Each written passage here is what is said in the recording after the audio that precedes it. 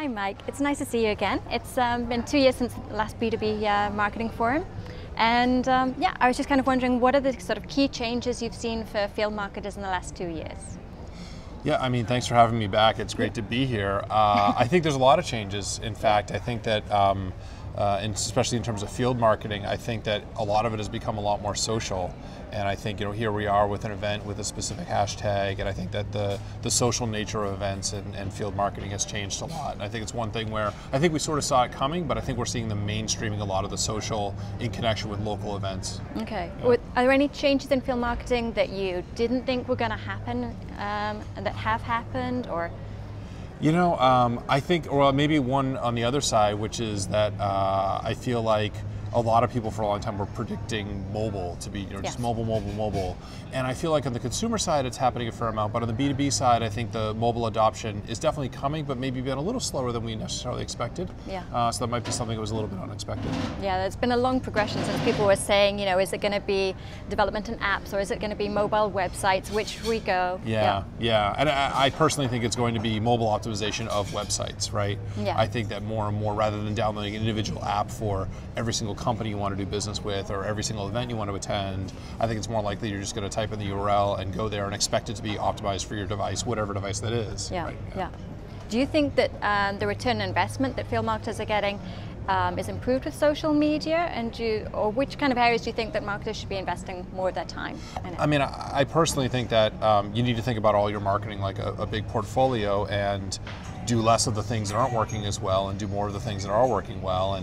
And the whole collection of things around inbound marketing, I think from all the things that I see from our own business and all the customers that we work with, those are the things that I think work really well. So the combination of using social and content and SEO and all that stuff together, I think that's really sort of the big benefit and where the big ROI is today.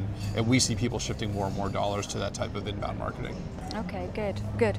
And our day-to-day was started by Andrew from Boom Chicago, so a bit of a comedian. Yeah. Do you share his passion for injecting a bit of humor into your marketing and into your campaigns? Yeah, I mean, I think he was, pretty funny, and I think it's, even though people often think of B2B as being something serious, but as, the first speaker pointed out, it's still humans purchasing something, even though they represent a business. And so, yeah, we personally love to inject humor.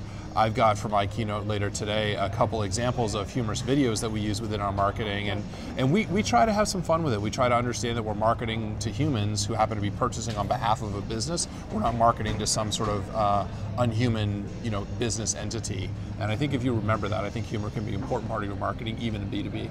Yeah, I agree.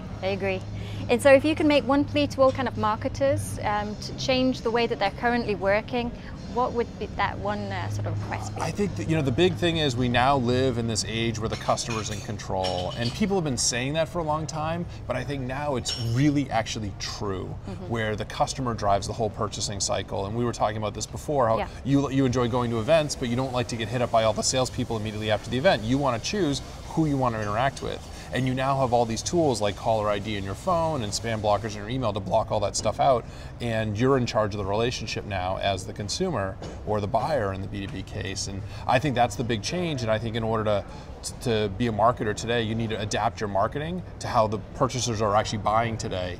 And so rather than calling them all up on a cold basis, what can you do to help them find you? What can you do to be more inbound and create more of this marketing that customers love, right? And that's what I'm going to talk about later today. That's good. I think that's also where a lot of the fun is.